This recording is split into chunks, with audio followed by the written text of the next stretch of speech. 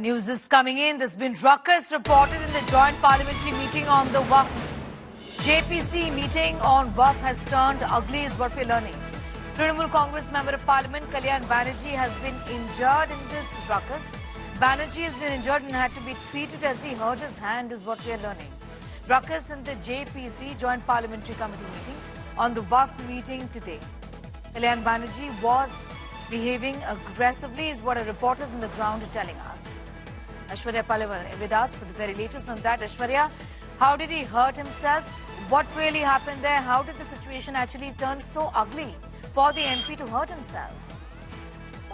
This is not the first time ever since the JPC was formed. Since the first meeting took place, let me tell you, there have been heated exchanges taking place from the opposition on one side and the government and their allies on the other side. Since day one, we have seen how heated exchanges have taken place, but today things took a very ugly turn. It was Kalyan Banerjee who was trying to make a point. He got very, very angry. From what we are understanding, there was a bottle which is kept in front of all the members. He smashed the bottle and some parts of the broken glass, in fact, also went onto the other members. But he himself has got hurt. He's been treated at the moment. Now, these are heated arguments that have been taking place. The opposition raising fingers at the government and saying that if you don't want the JPC to function, the points that you are bringing to the fore, all those points do not stand. We are also seeing how some of the Muslim MPs also have been raising certain issues and saying that all that the government wants to do is to make sure that they somehow capture the land at the moment which is under the Waqf properties. So heated exchanges have been taking place, but today it became very, very ugly. Kalyan Banerjee has been hurt. He actually smashed the bottle, hurt himself in the process, but the other members, some of the broken glasses, in fact, reached onto the tables of the other members also. So it was very, very ugly today at the JPC. Sneha. Aishwarya getting in those details. Aishwarya, this has been a bone of contention, and even though we will not see perhaps this sort of a fight, a very public fight any longer, but the fact is that the war of words continue over the controversial bill, isn't it? Because the government, led by the BJP, is adamant. The opposition has been raising concerns about the Waqf Bill. Well, because there is also a deadline. The first week, the fifth day of the first week when the winter session will take place, that's when they need to submit a report. That's the reason why we are seeing almost every week, 3 to 4 days is when the JPC is being held.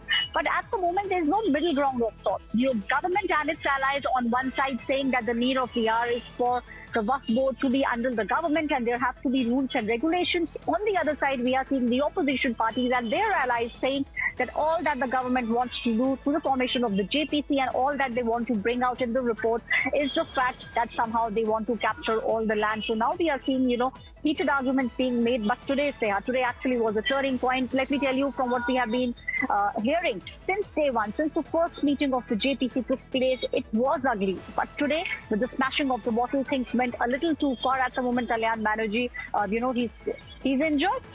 At the moment, that's what we are understanding. But yes, one thing is very clear. No middle ground at the moment can be reached between the opposition and the allies and the government on the other side. Yeah. All right, no middle ground just yet. Not expecting that at all. Given that this has been a controversial issue, the government has been adamant that this is in fact the need of the hour. Aishwarya, given the kind of claims that have been made by the Waqf board over properties, not just in fact across the country, in urban areas, in villages as well, the government has been saying that this bill is the need of the hour and we need to cooperate to work on this, isn't it? Just take us to the contours.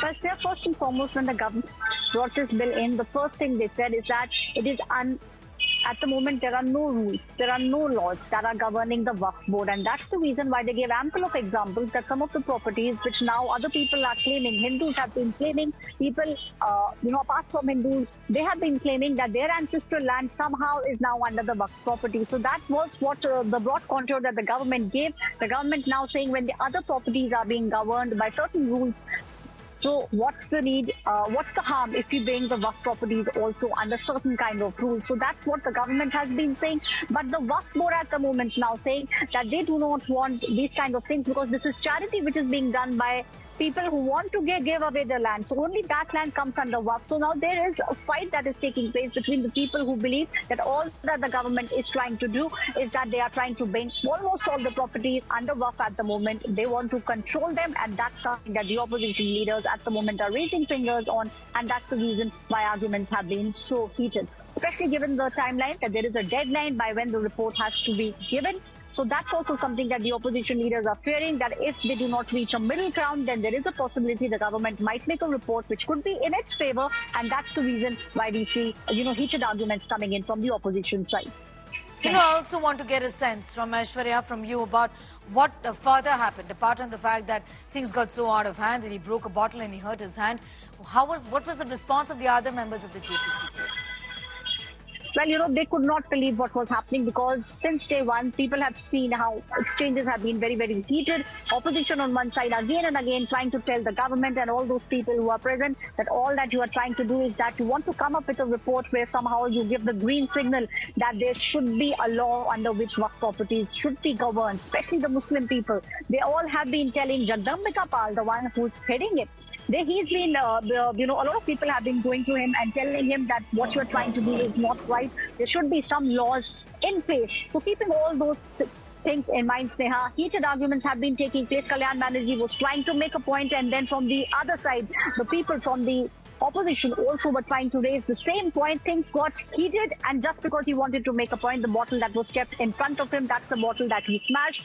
He smashed it so hard, Sneha, let me tell you that, some of the broken pieces even went onto the tables of the other members who were sitting close by. No one got hurt except Kalyan Banerjee.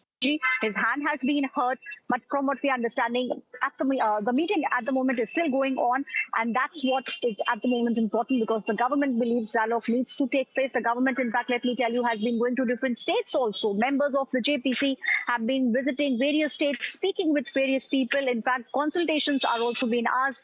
Online, people have been, the government is saying that if you want to send us things, then you need to write to us. So all those things are being done by the government, but the opposition very clear and with a focused point saying that all that you want to do through the JPC, through the report, is to make sure that somehow you get control of the Waqf properties, and that's something that we will not let happen.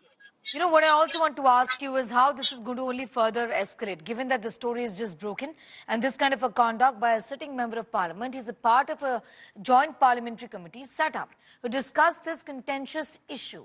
And the conduct is obviously going to be criticized, isn't it, Aishwarya?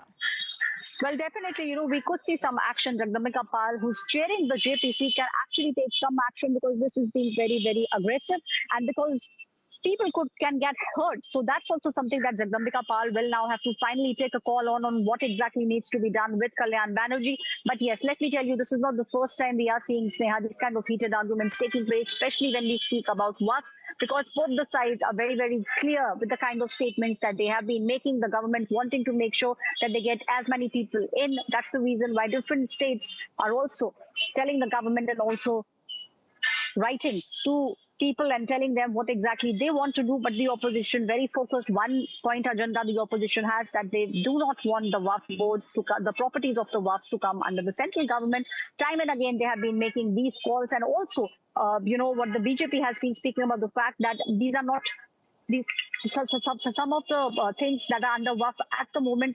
Some of those properties actually do not belong to the Waqf. I'll just come back to you for more on that story as we stay with this.